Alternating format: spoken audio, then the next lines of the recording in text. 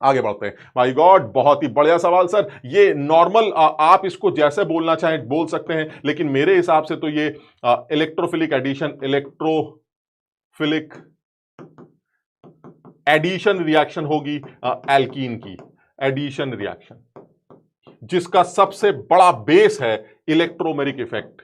यानी ये जो रिएक्शंस हैं हमारी इलेक्ट्रोफिलिक एडिशन रिएक्शंस, उन इलेक्ट्रोफिलिक एडिशन रिएक्शंस में जो सबसे इंपॉर्टेंट इफेक्ट काम करता है वो है इलेक्ट्रोमेरिक इफेक्ट। बहुत आसान है सर, एक टेम्परेरी इफेक्ट है ये, जो कि अटैकिंग रिएजेंट की डिमांड पर देखने को मिलता है। अगर मैं DCl की बात करूं तो DCl is D plus and Cl minus. Sir D plus और Cl माइनस में से रिएक्शन की शुरुआत Cl माइनस करेगा सर। Cl माइनस इस एल्कीन के पास जाएगा और जितनी तेजी से जाएगा उतनी ही तेजी से लौट के आ जाएगा, क्योंकि Cl माइनस एक इलेक्ट्रॉन रिच सिस्टम है और यह भी सर एक इलेक्ट्रॉन रिच सिस्टम।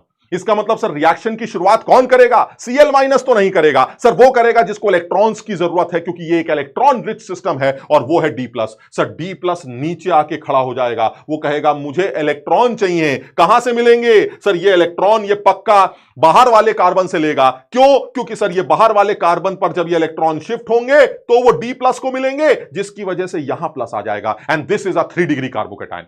यानी ड्यू टू दिस डिमांड, इस D प्लस की डिमांड की वजह से इन पाई इलेक्ट्रॉन्स का मूवमेंट इलेक्ट्रोमेरिक इफेक्ट के नाम से जाना जाएगा, और इस इलेक्ट्रोमेरिक इफेक्ट की वजह से सर बगल वाले कार्बन पर कार्बोकेटाइन बनेगा। और जैसे ही ये कार्बोकेटाइन बनेगा, ये कहेगा अगर मुझे रीअरेंज कराना है तो करा दो, नहीं तो यहीं पर किसी को भेज दो। क्योंकि रीअरेंजमेंट का ऑप्शन समझ में नहीं आता, इसलिए यहीं पर Cl माइनस को भेज दिया जाएगा। यानी D तो बाहर की तरफ लगेगा और Cl अंदर की तरफ लगेगा। यानी D तो बाहर की तरफ लगेगा और Cl अंदर की तरफ लगेगा। मुझे लगता है इसका आंसर ए बनेगा। और यहां पर भी अगर आप देखना चाहें तो मुझे ये वाला कार्बन कायरल दिखाई देता है, और सिमिलरली मुझे ये वाला कार्बन भी कायरल दिखाई देता है। क्लियर है?